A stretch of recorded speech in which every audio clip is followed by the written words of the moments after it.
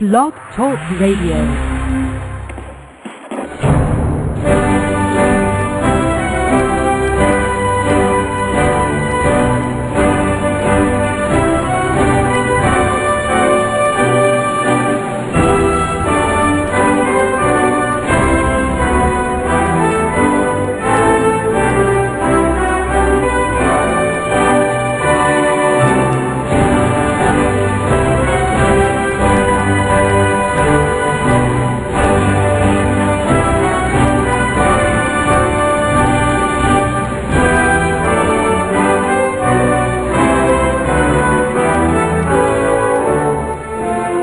Boa noite, meus amigos. Estamos aqui de volta. Como sempre, começamos o nosso programa invocando a Santíssima Virgem Maria, o Santo Padre Pio de Pietrelcina, para que roguem a Deus que nenhuma injustiça se cometa nesse programa. Vou começar aqui lembrando a vocês, aqueles que estão inscritos ou que pretendem se inscrever no curso que eu vou dar aqui sobre a filosofia de Eric Feiglin, de 27 de abril a 2 de maio, queria lembrar aqueles que ainda não têm visto para a viagem, que tratem de obtê-lo o mais rápido possível, porque às vezes esse negócio demora. E aqueles que ainda não estão inscritos, que querem se inscrever, o telefone é 041 99744443 ou 041-8884-6993. Ou então pelo e-mail @ipd.org.br.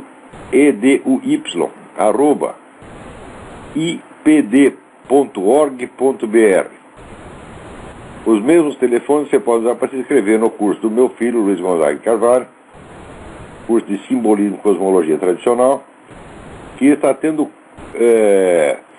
turmas em São Paulo, Rio e Curitiba. Tá? Então, 041-9974-4443. Também aqueles que ainda não o fizeram, não esqueça de dar uma olhadinha no site www.seminariodefilosofia.org, onde eu estou a todo momento descarregando lá novos materiais. Novos velhos, né? Alguns são novos e outros são novos velhos, que são coisas que ninguém conhece, mas é de coisa de curso que eu dei 20 anos atrás. Agora, tem aqui um e-mail do Gustavo Ribeiro, cadê? Eita. Tá aqui, ó. Tive hoje minha primeira aula na PUC Minas Gerais e notei que todos os professores têm uma predileção pelo tema modernidade. A professora de filosofia diz que, aspas, Max Weber define a modernidade como um processo de crescente racionalização que perpassa toda a sociedade, sendo que por realização ele entende a adequação de meios afins, fecha aspas. Daí pergunta o Gustavo, mas não é a adequação de meios afins uma característica da ação e da razão humana ao longo de toda a história? Eu não consegui perceber como essa característica é mais acentuada no período chamado de modernidade. Seria simplesmente o progresso tecnológico? O marxismo, por exemplo, não é completamente irracional, ao mesmo tempo parte da modernidade?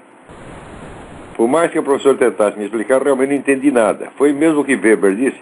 Bom, Weber disse isso, está enormemente compactado aí, e eu acho que com essa frase que ela deu a vocês, não dá para entender o que ele quis dizer.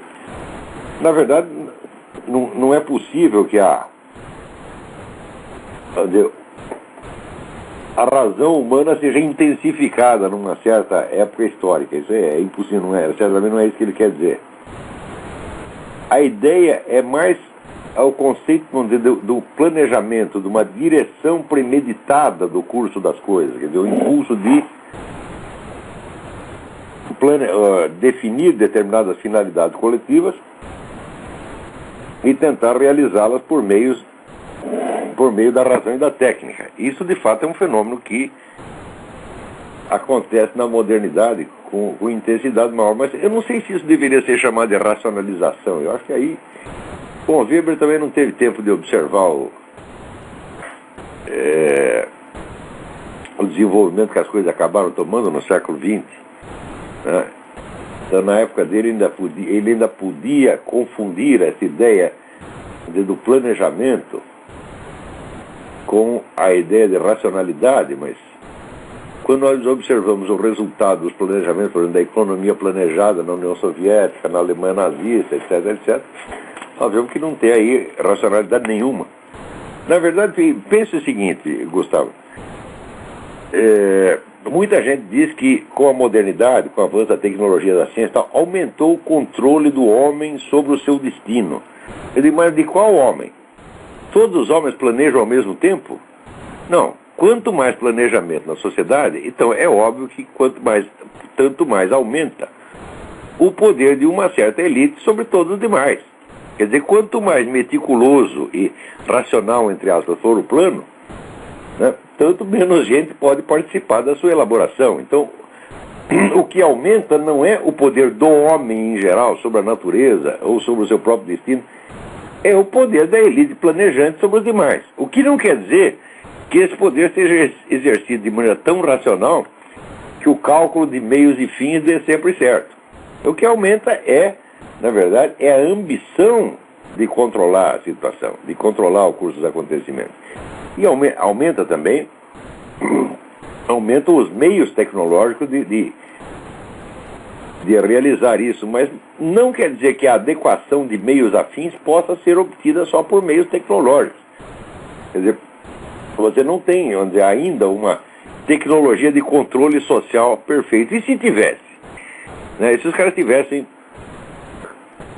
conseguido elaborar, criar uma engenharia social tão perfeita, né, quanto você tem engenharia naval, ou engenharia aeronáutica, uma coisa assim. Bom, do que isso aconteceria? Teria aumentado a racionalidade? Ou teria aumentado o domínio que o homem tem sobre o meio ambiente, sobre a natureza, sobre a matéria? Não, teria aumentado o poder de uns sobre os outros. Isso é por definição, né? De maneira que essa ideia de que nós vamos nos libertar de tais ou quais problemas por meio do planejamento, eu digo, bom, quanto mais você liberta os problemas por meio do planejamento, tanto menos você se liberta do planejador. E o problema no século XX, certamente não foi a natureza, certamente não foi a matéria, o problema foi justamente os planejadores, velho. Quem é que criou o Gulag? Quem é que criou Auschwitz? Foi a natureza? Não, foram os planejadores. Então, hoje em dia está óbvio que a ideia de planejar, de um futuro planejado e executado racionalmente por meio de recursos tecnológicos, é uma ideia que em si mesma é irracional. E quanto mais aumenta o planejamento, mais diminui a liberdade, obviamente, né? Não só a liberdade das pessoas atualmente existentes, mas também do futuro. Quer dizer, o pessoal já está planejando a vida para daqui 4 ou 5 gerações. Eu digo, mas esse pessoal foi consultado a respeito? Ninguém foi consultado. Você vê, até o Zé Guilherme Melchior, no livro A Natureza do Processo, ele diz que a modernidade se caracteriza porque, vamos dizer, a vida das pessoas já não é mais decidida por um destino, mas por livre escolha. Como livre escolha? Alguém teve livre escolha para ir parar em Auschwitz, para ir parar no Gulag? Tá certo? Ou para ser abortado? O feto é consultado, quer dizer, o sujeito põe lá um microfone, perguntou, rapaz, você quer ser abortado? Aí essa gente toda está sofrendo os efeitos do planejamento, e eu não vejo no que isso tenha aumentado a liberdade deles, ou aumentado o domínio, o controle deles sobre os fins e os meios. Então isso aí, na verdade, se tornou apenas um slogan. Quer dizer, que a modernidade trouxe a racionalidade, isso é uma estupidez fora do comum. Quer dizer, quando Weber dizia isso, ele estava tentando interpretar a intenção dos próceres, dos criadores da modernidade. Ele não estava descrevendo um fato objetivo, ele estava descrevendo a autointerpretação que os ideólogos e criadores da modernidade davam. Eles se justificavam assim, para a racionalização Agora, se você espremesse o Weber e dissesse, mas ô Max Weber, isso aí acontece mesmo? Na realidade, ele diria, eu não sei. Eu sei que os caras se explicam assim. Tá? Então, muito bem. Agora aqui o Ednilson José pergunta, você sabe se tem alguma coisa do Russell Kirk lançado em português? Eu acho que não tem. Eu acho que não tem nada e ninguém vai querer lançar isso aí. Olha, eu já sugeri que lançassem pelo menos o livro do Russell Kirk sobre o movimento conservador.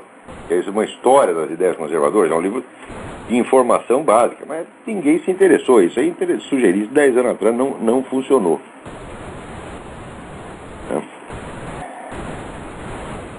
Então vamos em frente.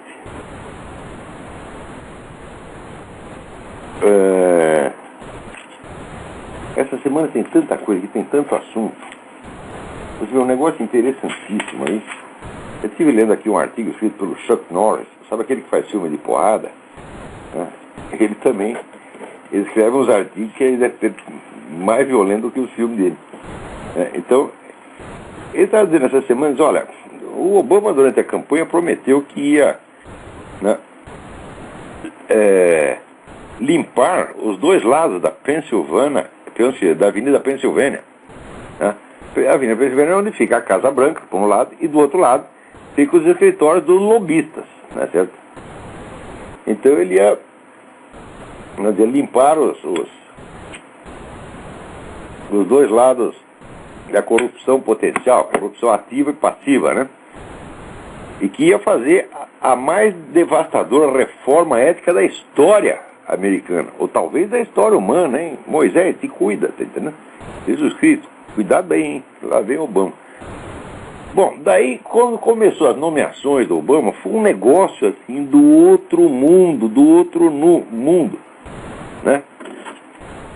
Então, em primeiro lugar tinha lá, né, o governador do Novo México, Bill Richardson, né?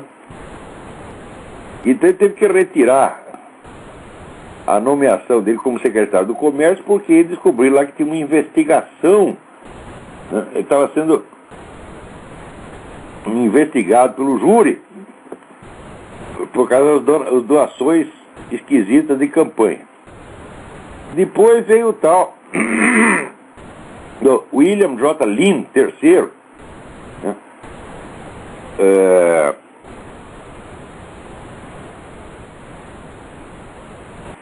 Que também era para ser o número 2 do Departamento de Defesa, e também já estava sendo investigado, também teve que pular fora. Daí veio a nomeação para secretário do Tesouro, o Timothy Geithner, né? E descobriram lá que ele estava devendo $34 mil, né? De imposto, sonegador de imposto. Quarto, daí veio o ex-secretário do Tesouro, Nancy Killefer, que também não estava pagando imposto. Depois veio o líder da maioria, Thomas Daschle, né, que ia ser nomeado para o Departamento de Saúde e Serviços Humanos. Quer dizer, é mesmo como se fosse uma mistura de Departamento de Saúde e Previdência, tudo junto, né? Daí descobriram que ele devia $146 mil em impostos. Daí depois veio a deputada Hilda Solis, que ia para ser nomeada secretária do Trabalho.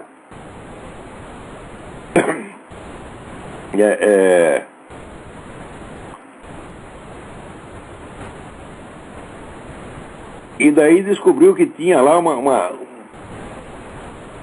uma treta dos dinheiros pagos ilegalmente pelo marido dela.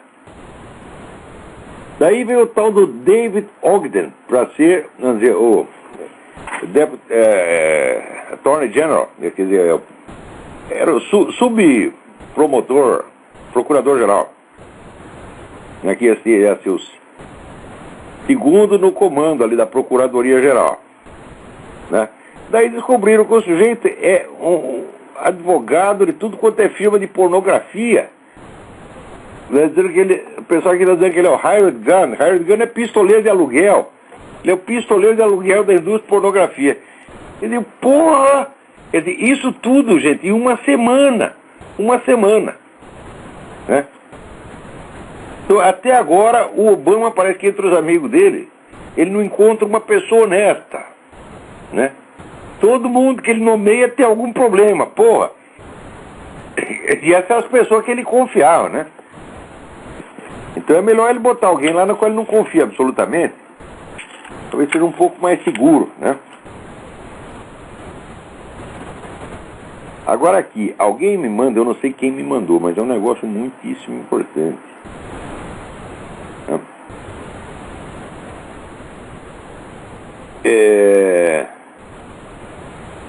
Que saiu aqui no jornal Denver Post, dizendo que o Serviço Geológico dos Estados Unidos soltou um relatório em 2008, que era, vamos dizer, por sua vez, uma revisão de um relatório anterior, de 95, sobre as reservas de petróleo que tem no estado de North Dakota e no oeste de South Dakota, Dakota do Norte e Dakota do Sul. Né? Diz que ali tem mais petróleo do que no resto do mundo inteiro. Né? Diz assim, as estimativas oficiais são que tem 8 vezes o petróleo que tem na Arábia Saudita, 18 vezes o petróleo que tem no Iraque, 21 vezes o petróleo que tem no Kuwait, 22 vezes o petróleo que tem no Irã e 500 vezes o petróleo que tem no Iêmen. Né? E está tudo lá escondidinho. Né? E os deputados democratas não deixam fazer um buraquinho para tirar uma porra de uma gota de petróleo. E todo mundo aí se queixando que os Estados Unidos são dependentes, né, do petróleo estrangeiro. É um negócio incrível. O pessoal está aqui fazendo uma campanha para ver se quebra a resistência desse fulano, mas eles não querem extrair petróleo de jeito nenhum. Né? Eles só querem querem tudo seja assim, moinhos de vento, né? Energia eólica, biodiesel. Né? Eles só pensam nessas coisas, eles só querem negócio tudo vegetal. Ai, meu Deus do céu. Agora olha aqui que coisa maravilhosa. Né? Um cidadão aqui que é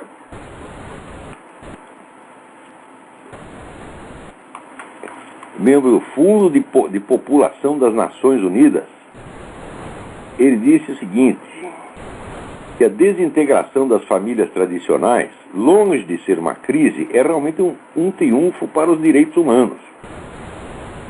Daqui, falando num seminário realizado no mês passado no Colégio México, na cidade do México, o representante da FNUAP, Ari Herkman, denunciou a ideia de que os elevados índices de divórcio e nascimento fora do casamento representam uma crise social, afirmando que representa, em vez disso, o triunfo dos direitos humanos contra o patriarcado.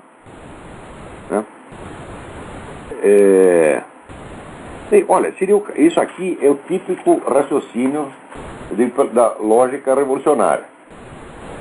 Porque se eu estivesse lá, eu perguntaria para o cidadão o seguinte: como é que você sabe? Como é que você sabe que isso representa, ou está representando, ou representará um progresso?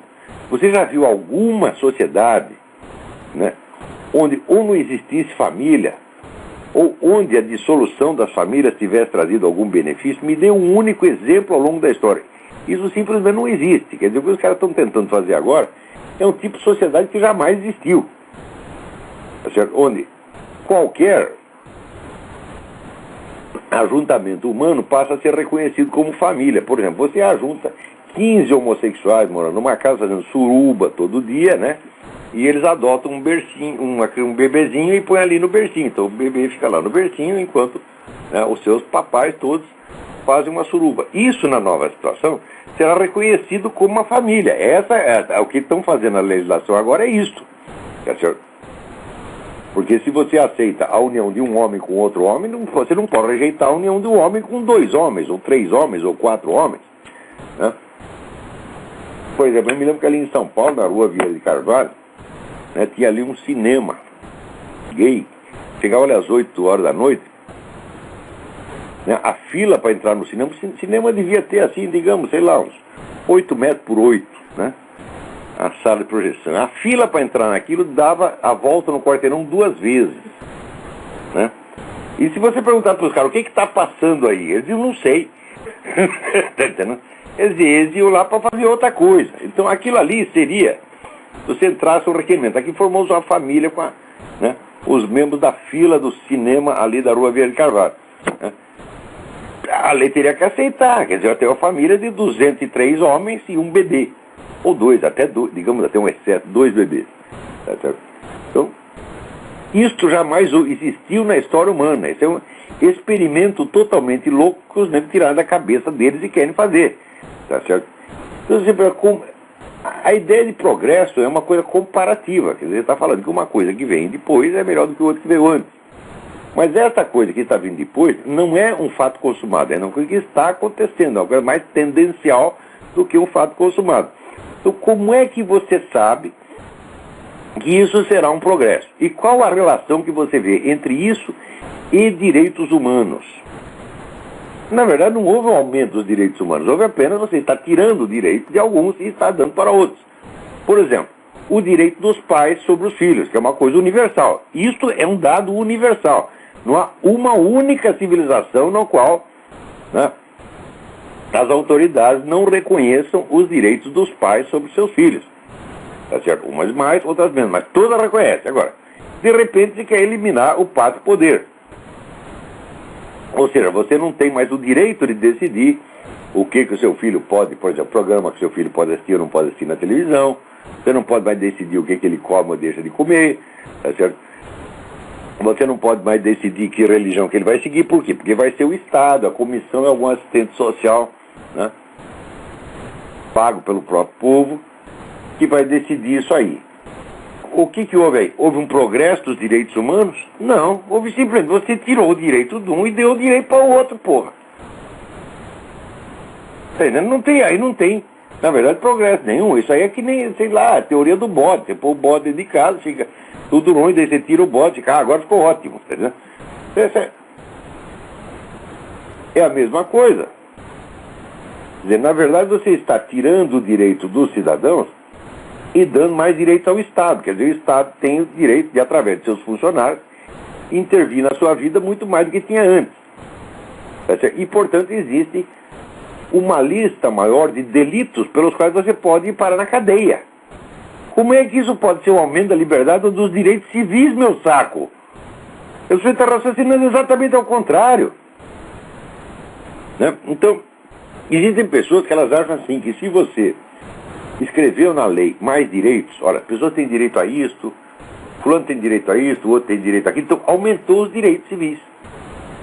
Esse raciocínio é um raciocínio de jirico. Isso não é aceitável. O senhor que diz isso, a gente tem que ir lá e dar uma tapa na cara, não é nem discutir, não merece discussão. Porque presta atenção, o que é você ter um direito? Significa que alguém tem uma obrigação para com você.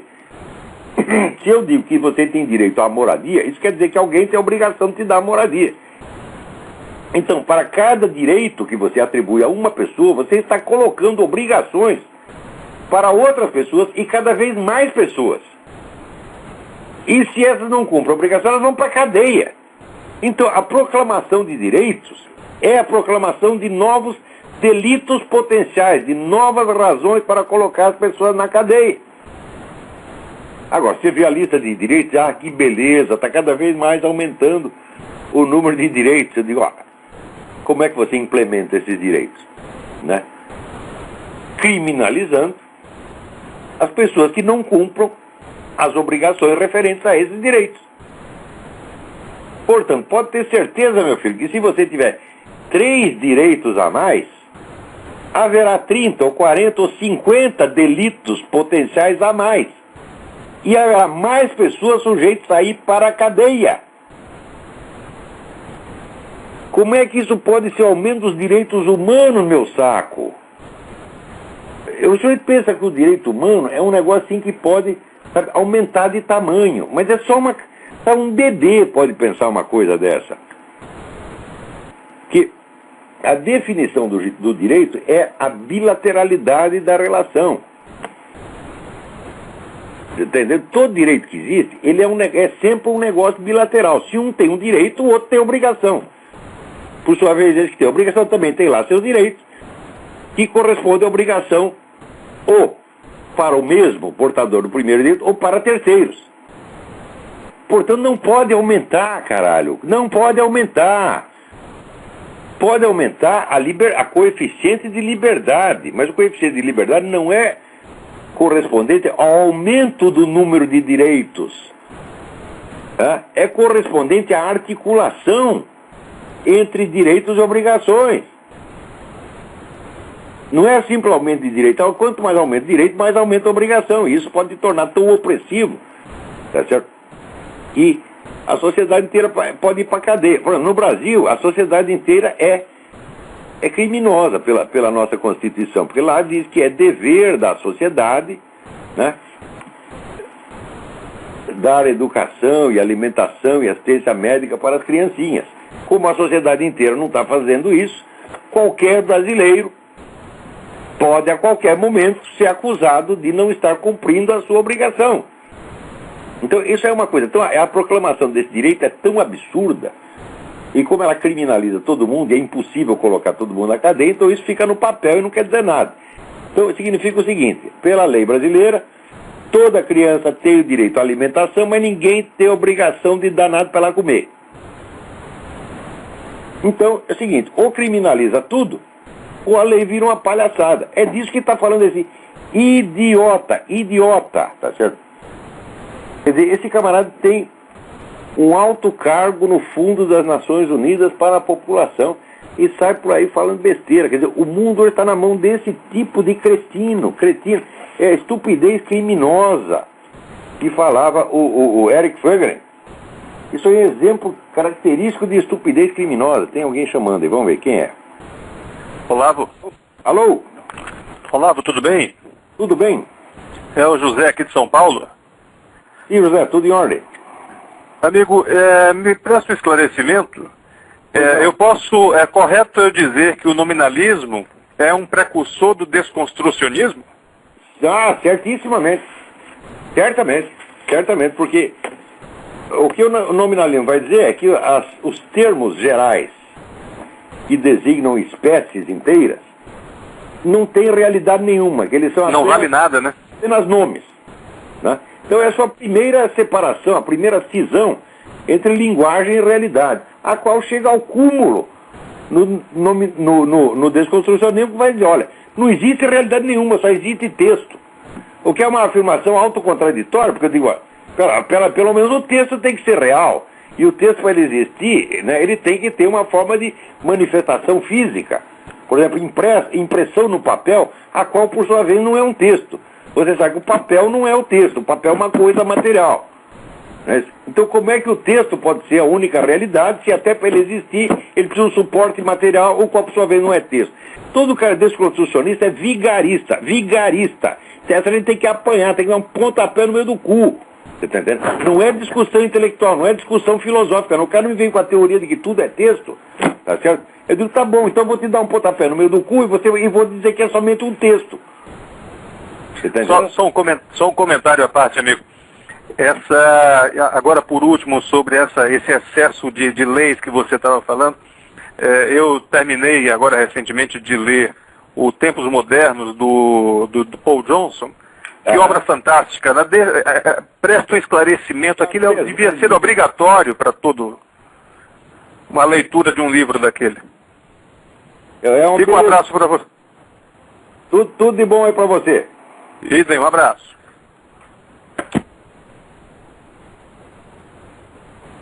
Então, olha que coisa incrível, né? Aqui tem uma senhora, uma intelectual, chamada Naomi Wolf, né? E Naomi Wolf, no começo da gestão Bush, ela publicou um livro, The End of America, Não, uma carta de advertência a um jovem patriota. Ela esteve estudando então as origens ali do fascismo e do nazismo e identificou, né, vários traços característicos do processo de implantação de uma ditadura, né? E ela disse que esse era o perigo que estava ocorrendo aqui na América, graças à administração Bush. Então ela dá aqui 10 traços, né? Aqui, primeiro, né, o governo invoca um inimigo, uma ameaça interna e externa terrificante. Segundo, cria prisões secretas onde se pratica a tortura. 3. Desenvolve uma casta, né, de forças paramilitares, né, que não são legalmente imputáveis para perseguir os cidadãos. 4. Cria um sistema de vigilância interna. 5. Intimida grupos de cidadãos. 6. Pratica a prisão arbitrária. 7. Escolhe como alvos indivíduos seletos, né, das forças de oposição para serem destruídos, para ter sua reputação destruída. 8. Controla a mídia. 9. Ameaça todos os dissidentes políticos como traidores. 10. Suspende a vigência das leis. Eu digo, bom, disso aqui, o que aconteceu disto no governo Bush? Vamos ver um por um. O governo Bush falou de um inimigo externo, mas ele se recusou, tá certo, a fazer qualquer coisa contra os aliados internos desse inimigo. Ao contrário, alisou todo mundo, e foi por isso foi uma grande besteira que ele fez.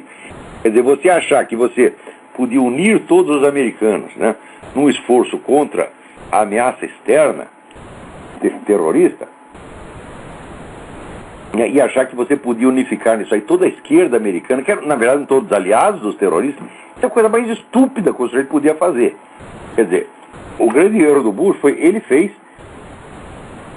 vamos dizer, ele identificou um inimigo externo, mas ele encobriu o inimigo interno, ele protegeu o inimigo interno, o qual acabou por destruí-lo. Então, o item 1 já não aconteceu. 2. Criar prisões secretas. Mas como prisão secreta? Você, todo dia a gente lê em toda a mídia, né, Guantánamo, etc., né, Guantánamo, Abu Ghraib, como essa prisão secreta? Prisão secreta ninguém sabe onde é, se está saindo na empresa toda, não é secreta, né? E diz, onde se realiza tortura. Agora, a única tortura que se realizou aqui foi o chamado waterboarding, que significa meter a cabeça do sujeito dentro d'água, né, até ele pensar que vai sufocar, e daí você tira. Que é uma coisa que se usa no treinamento de soldados americanos. Ou seja, o Bush mandou tratar o inimigo, quer dizer, o cara que estava matando o americano, devia ser tão maltratado quanto um soldado americano. Isso é uma coisa, você pode ver, uma coisa de uma crueldade extraordinária, né? É quase igualzinho àquilo que eles fazem nas prisões chinesas, onde corta os dedos das pessoas, corta pé, você está entendendo? Ou se faz isso em Cuba também, deixa o pessoal aleijado, tal, quer dizer, o uso da palavra tortura para designar já é uma fraude, uma empulhação fora do comum. Então, a prisão é secreta e a tortura que se fala, bom, só é tortura se você usar a palavra num sentido hiperbólico, elástico, né? 3. Desenvolve uma casta paramilitar. Cadê a casta paramilitar? Não tem nenhuma aqui. Só quem tem casta paramilitar aqui é o Obama. O Obama tem esse negócio da juventude obâmica que ele criou, tá certo? E que agora ele quer transformar numa organização oficial de segurança que terá, diz ele, um orçamento igual ao das 3 forças armadas somadas. Para quê? Para prender quem? É força de segurança interna, para prender americano. Quer dizer, como é que você vai ter uma força interna do tamanho das 3 forças armadas só para policiar americano? E quem está fazendo isso é, evidentemente, o Barack Obama. Fazendo. Até agora não fez nada, mas ele disse que vai fazer. O coitado do Bush não fez coisa nenhuma. 4, né? Criar um sistema de vigilância interna. Quer dizer, bom, de fato houve aqui uma vigilância interna. A gente sente isso nos aeroportos, houve uma série de restrições, né? Para você tirar uma carteira de motorista hoje, você realmente tem que se identificar, já pelo menos aqui na Virgínia eles não dão carteira de motorista para cada um. Então, digamos que o item 4 aconteceu, né? 5, você faz um assédio a grupos de cidadãos. Não houve assédio algum, ao contrário. O governo Bush faz tudo para proteger os islâmicos aqui. Tá certo? Você tem no país inteiro, né? Você tem um assédio ao contrário, um assédio aos inimigos do Islã. Se você fala certas coisas do Islã, você vai para cadeia. Então você não pode falar mal do inimigo. Você só pode falar mal da América, porra. Então, 6, né? Pratica detenção arbitrária. Ora, não houve um único caso de detenção arbitrária que fosse denunciado que partisse do governo federal. Que tem detenção arbitrária é assim, por exemplo, vou te dar, daqui a pouco eu vou comentar aqui. Né? Tinha lá um fazendeiro, a fazenda dele foi invadida por um bando de imigrantes ilegais, ocuparam lá um pedaço da terra dele. Ele pegou uma espingarda, foi lá, colocou todo mundo para fora. Ele foi preso. Só que ele não matou ninguém, não bateu ninguém, simplesmente foi lá com a arma para defender o seu direito de propriedade. Botou os caras para fora. Ele foi preso. Quem foi prender ele? Foi o governo federal? Não. Esses movimentos de direitos civis. Por quê? Os caras entraram com um processo dizendo que os seus direitos civis tinham sido violados. Mas que direito civil? É o direito civil de tomar a propriedade do outro? Né? Então, 7. Né? Toma como alvo indivíduos chaves para destruir sua reputação. Olha, o único indivíduo chave que foi aqui escolhido para destruir a reputação foi o George Bush. Né? Quer dizer, nunca se falou tão mal de um indivíduo quando se falou do George Bush. Você tem a impressão que ele era pior do que Adolf Hitler, Benito Mussolini, Joseph Stalin, tudo junto. Né? 8. Controlar a imprensa. Ora, meu Deus do céu, a imprensa aqui só fala mal do George Bush 24 horas por dia. Será que é o George Bush que está pagando eles, ou está obrigando eles a falar mal dele próprio o dia inteiro? Quer dizer, o cara, ele cobra, olha, se você não falar mal de mim, eu ponho você na cadeia. Só se foi isso que está acontecendo. Né? Agora, eu sei o seguinte, muita gente foi para a cana por falar mal de Barack Obama. Já durante a campanha. Né? 9. Ameaça todos os dissidentes políticos como traidores. Eu digo, olha, isso é o que o George Bush deveria ter feito com todo o Partido Democrata, porque o Partido Democrata é obviamente aliado de terrorista. Ele jamais falou uma palavra contra o Partido Democrata. Né? O Barack Obama, assim, toda a carreira dele foi financiado por milionários e organizações pró-terroristas. Não se pode falar isso. Se você falar isso, todo mundo fica puto da vida. Então o que se fez é o contrário. Foi encobrir os traidores, fazendo de conta que eles são meros dissidentes políticos. Né? E 10.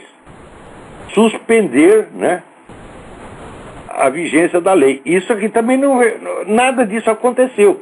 Agora, eu queria ver, né, a Naomi Wolf acordar agora e dizer, peraí, aquilo que eu disse 8 anos atrás não era 8 anos atrás, é agora que está acontecendo. Essa força de segurança civil é de fato uma ameaça, a tal da Fairness Doctrine, que vai esmagar a liberdade de opinião nesse país, é praticamente fechar todos os talk shows conservadores do rádio. Isso sim é opressão. Agora que nós estamos sob a ameaça do fascismo, não no começo do governo do George Bush, que sempre foi um banana, você está entendendo? Um cara inofensivo, exceto para os iraquianos, né? Para os iraquianos não, exceto para a turma do Saddam Hussein. Tem gente na linha? Alô, quem é? Alô, Olavo, tudo bom? Tudo bem, quem é? Eu, Luiz Guilherme, de Campinas. Luiz Guilherme, tudo bem? Vou falar uma coisa. Eu comecei a mente... Fale bem alto, por favor. Eu comecei a ler recentemente aquele livro do Dr. Plínio Correia, Revolução e Contra-Revolução. Eu queria saber se o senhor já leu, o que achou e... É o livro, o livro do Plínio Correia de Oliveira? Isso. Ele tem razão em muita coisa, mas ele centraliza todo o negócio da Igreja Católica. como se a Igreja Católica fosse o único alvo do movimento revolucionário no mundo. Eu acho que isso não corresponde à realidade histórica. Porque senão, por que foi ter a Revolução Comunista logo num lugar onde a religião era ortodoxa? Por que foi ter outra Revolução Comunista na China, onde não tinha católico, só tinha 3 ou 4 portugueses que estavam lá? Né? Então, eu acho que a tese dele é falha. Agora, tem, o que não quer dizer que não tenha uma ou outra ideia boa ali, né?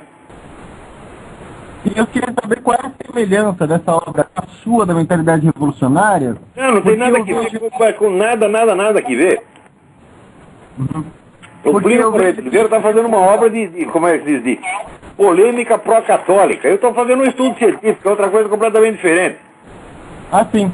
Mas é que os dois colocam as origens... Fora que é católico também, né? Mas é que eu não vejo que o processo revolucionário esteja voltado essencialmente contra a Igreja Católica. Porque como é que o sujeito ia fazer a revolução anticatólica na China? É impossível, não faz o menor sentido, nem na Rússia. Então eu acho que ele a visão que ele tem é um pouco retórica, vamos dizer, ele está fazendo uma defesa da Igreja Católica, não uma obra científica. Mas ele tem muitas intuições válidas. Certo? Mas eu vejo que ele coloca as matrizes do pensamento revolucionário mais ou menos parecido com o senhor. Não coloca não, porque é o seguinte, o que ele faz é o que todo mundo fez, que é fazer análise da mentalidade revolucionária a partir do conteúdo ideológico das propostas revolucionárias, que é precisamente o que eu digo que não funciona. Eu digo que o discurso revolucionário tem que ser analisado não no seu conteúdo ideológico, jamais no seu conteúdo ideológico, mas na sua estrutura lógica, de onde eu tiro a conclusão a respeito das 3 inversões que constituem, essas sim, as matrizes lógicas da mentalidade revolucionária. Ou seja, eu não estou falando de conteúdo, de proposta e nem mesmo de ideologia, eu estou falando de análise de discurso. Eu acho que essa análise dele, eu acho que todas as análises sobre o movimento revolucionário, todas falharam, porque elas levam mais ou menos a sério o conteúdo político das propostas revolucionárias. Quando eu estou afirmando de cara que o movimento revolucionário muda de propostas e muda de ideologia que nem a gente muda de cueca. Então não é aí que você tem que prestar atenção, não é aí que está o padrão de unidade do movimento revolucionário. Você tem que cavar mais fundo e encontrar essa unidade no nível da análise de discurso, quer dizer, na lógica interna, não no conteúdo. Agora, se ele está falando de anticristianismo, ele está se referindo ao conteúdo. Você está entendendo? Agora, você vê, por exemplo, que no movimento revolucionário, ora ele é ateísta, ora ele é religioso, porra. Inclusive o movimento revolucionário emerge de dentro do cristianismo. O que é uma heresia? Heresia é uma versão falsa de cristianismo surgida de dentro do cristianismo, não de fora.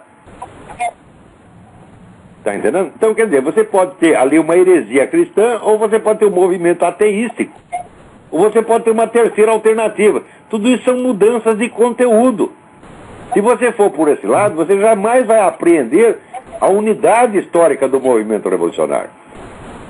Ou você vai encontrar vários movimentos revolucionários diferentes, nos quais você não vai conseguir apreender o nexo comum, ou você vai ter que forçar uma generalização e espremer ali dentro do movimento revolucionário, como faz o Plínio Correia de Oliveira.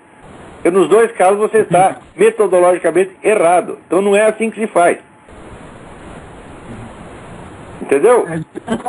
Entendi perfeitamente. Muito obrigado. Obrigado eu. Oi? Obrigado eu. Tudo de bom para você. Agora aqui, né? O Barack Obama, ele quer reduzir o arsenal nuclear americano em 80%. 80%. Ora, os Estados Unidos têm atualmente 2.300 ogivas nucleares. Né? Segundo vários especialistas militares, qualquer redução para abaixo de 2.000 já entra na área de risco. Sobretudo se essa redução for feita mediante um acordo com a Rússia. Quer dizer, vamos combinar, nós dois jogamos as nossas armas fora. Ora, é a experiência seguinte, todos os tratados de redução que houve, só os Estados Unidos obedeceram. A Rússia jamais obedeceu. Eles dizem que vão jogar as armas fora e não jogam, porra. Você tá entendendo? E não deixa lá inspetor nenhum entrar para ver. Então, o que o Barack Obama sabe perfeitamente que essa redução vai ser unilateral. Quer dizer, a proposta dele é a seguinte: nós vamos nos desarmar perante os nossos inimigos, nós vamos reduzir o orçamento militar drasticamente e nós vamos dar dinheiro para tudo quanto é ONG feminista, gay, para toda essa putada que trabalhou para minha campanha. É essa a proposta. Tá certo? Quer dizer, o sujeito, ele obviamente está empenhado em destruir esse país e entregar tudo para Rússia, países islâmicos, etc. A única função dele é essa, ele foi contratado para isso, porra. Tá? É uma coisa tão óbvia. Olha, leiam, procurem um artigo do J.R. Nyquist, que saiu essa semana. Vocês entram lá na página, J.R. Nyquist, N-Y-Q-U-I-S-T. É só você procurar, isso aí tem a página dele, o último artigo que ele publicou, descendo o cacete nisso, né? Tá uma maravilha esse artigo. Alguém me chamou a atenção por artigo, fui lá ver, eu deveria toda semana ler o Nyquist, mas às vezes esqueço. Tem alguém na linha aí, vamos lá, quem é? Alô? Alô, tá ouvindo? Perfeitamente. Vamos lá, como é? Sua voz está muito entrecortada. Alô? Alô? Tá ouvindo? Agora estou. Aqui é Eduardo, de Brasília. Eduardo, tudo bem? Tudo bom. Então, interrompendo um pouco aí a sua linha de pensamento, eu gostaria de falar um pouco sobre o amor e a sedução. Eu começar a falar de sedução aqui, minha mulher vai me bater, porra. Ela tá aqui olhando feio já. Não tá problema. A sua ligação tá muito ruim, sua voz tá entrecortada. Desliga e liga de novo, porque tá muito ruim. Enquanto isso, vamos aqui, né? Esse plano do estímulo, né, que o Barack Obama fez aí, né, diz que é para levantar a economia, mas acontece do total do estímulo, só 5% vai para os setores afetados na economia. Os outros 95% é o que eles chamam aqui de, né, pork barrel, quer dizer, barril de carne de porco. Esse é que você solta uma verba para os seus amigos, tá entendendo? Lá para a sua família, né, para os seus eleitores na sua cidade, tal. Isso aí se chama pork barrel. Né? Então, o negócio do estímulo é o maior pork barrel da história, né? Você imagina assim, um porco do tamanho do México, mais ou menos, entendeu? Um porcão imenso, né? Então, sob pretexto de restaurar a economia, ele dá 5% para restaurar a economia, o resto é só para dar dinheiro para a curriola dele. É um negócio, é um escândalo monstro. Olha, todo mundo que votou no Barack Obama já está contra o tal do estímulo, né?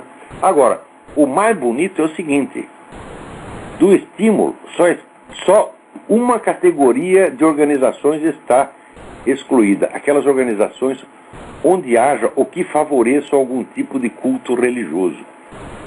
Ou seja, pode ter uma escola que está lá necessitada, a escola está caindo aos pedaços, e pede, também quer, todo mundo está recebendo aí, né, estímulos, eu também quero o meu estímulos, né?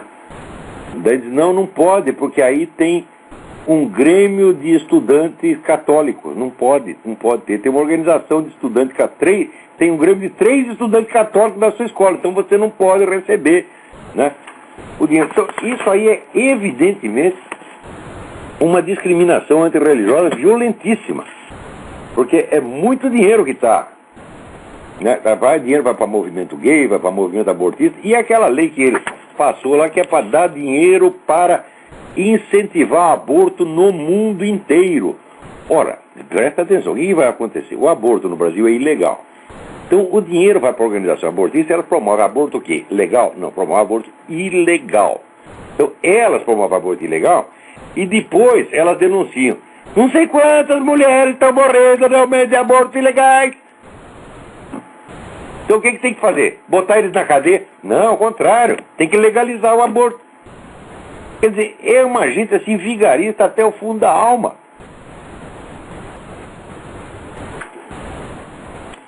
Agora, aqui esse negócio de perseguição antirreligiosa aqui tá brabo. Tem aqui uma...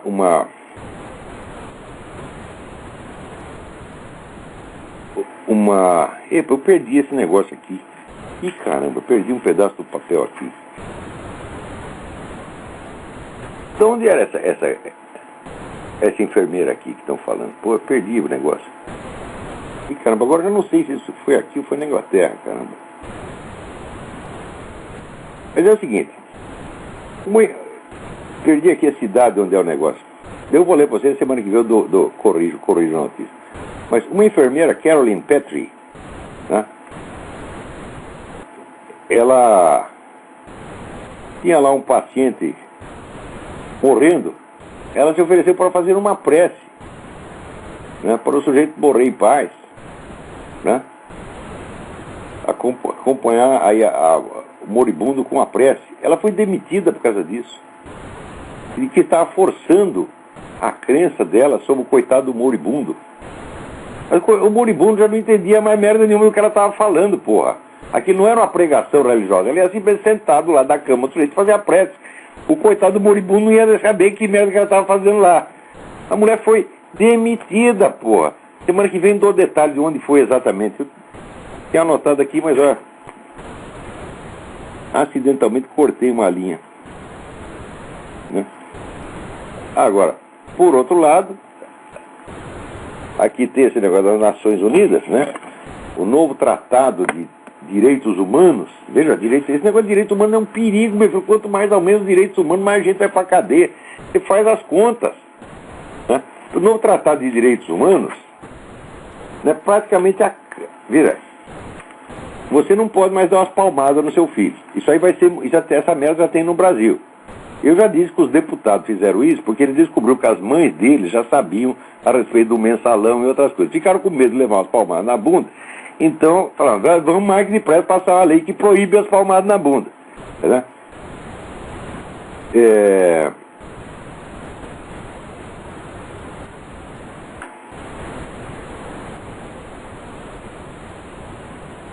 Aqui,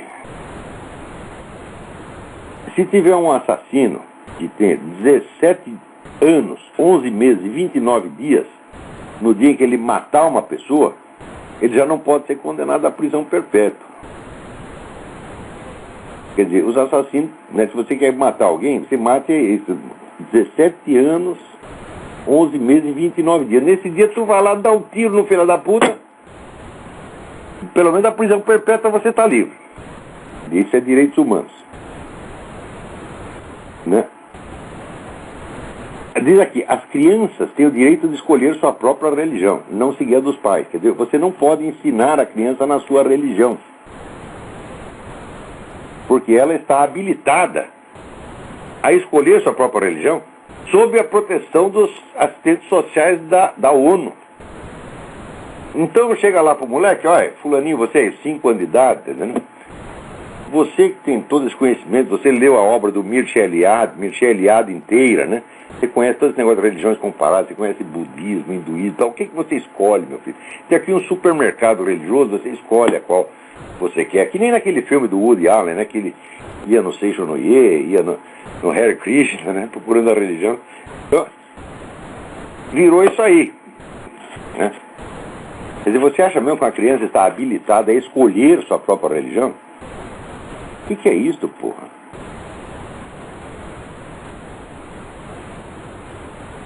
E assim vai. Ah, outra coisa, a criança tem o direito de ser ouvida. O direito de ser ouvido significa o seguinte, que qualquer decisão do pai ou da mãe que ela discorde, qualquer decisão a respeito de qualquer coisa, olha, né? Nós vamos, né, passar o fim de semana na praia. Ele diz, não, eu não quero ir na praia, eu quero ir no mato. Discordou, então ele chama o juiz, né? E o juiz vai forçar os pais a fazer o que ele quer e não o que eles querem.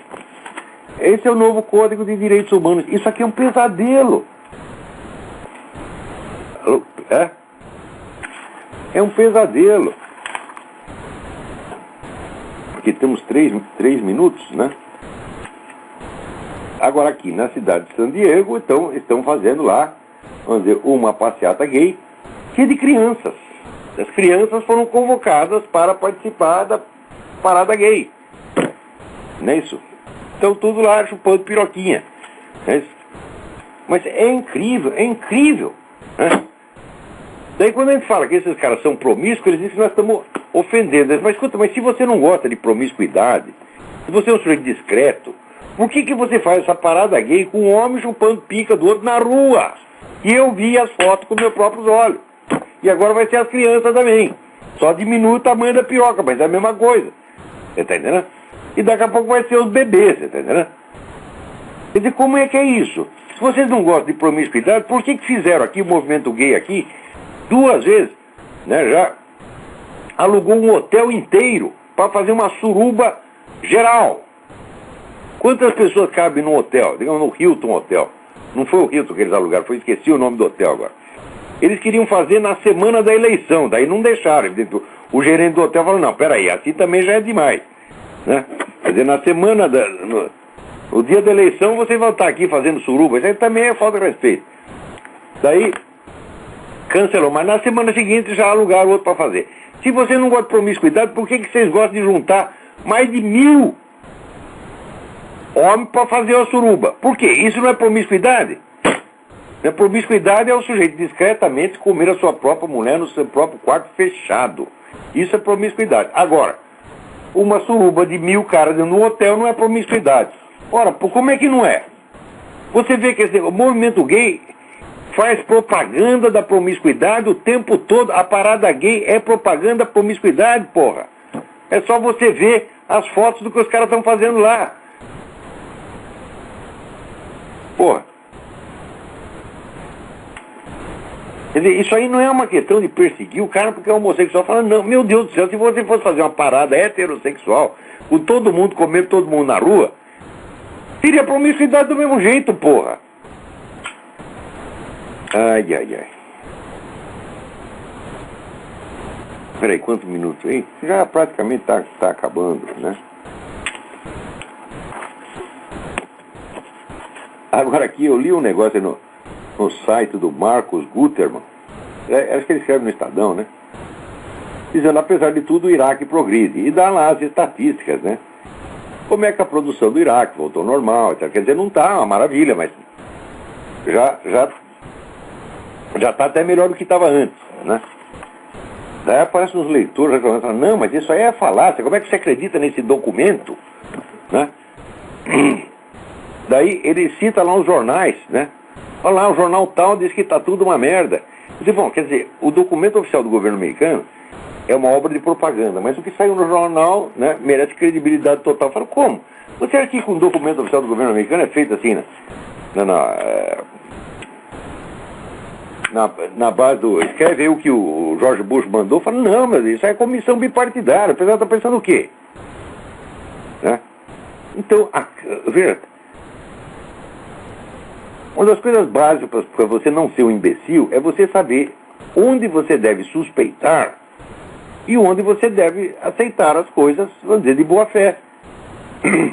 Agora, o nego não acredita que no documento oficial do governo americano, mas acredita no que sai em qualquer jornal. Ele não questiona o que saiu no jornal. Quer dizer, o jornal passa a ser autoridade absoluta falando, escuta, mas qualquer estatística oficial é mais confiável do que o que quer que tenha saído no jornal. Porque a estatística oficial é feita, afinal de contas, por funcionários do governo que não são partidários. Você sabe que mais de 80% dos funcionários do governo federal durante a gestão Bush eram todos democratas. Eram inimigos do Bush. Então isso não quer dizer que o funcionário público federal está todo fazendo tudo que o George Bush manda. Fala, não é assim. Mas, vamos dizer, a maior ingenuidade é o senhor querer ser esperto, sabe? Ah, a mim você não me engana, aí tá vendo com a estatística, tá quer me engana. Pô, o que é isso, pô? Tem que aprender quando desconfiar e quando confiar. nunca desconfiar 100% e nunca confiar 100% também. Vai devagar até você chegar a uma conclusão. A verdade é filha do tempo, dizia Santo Tomás de Aquino. Às vezes você não tem a conclusão na hora, mas espera mais um pouco, você acaba descobrindo o que queria. Peraí, tem mais alguém na linha, mas agora acabou o nosso tempo. Então, até a semana que vem, muito obrigado a todos.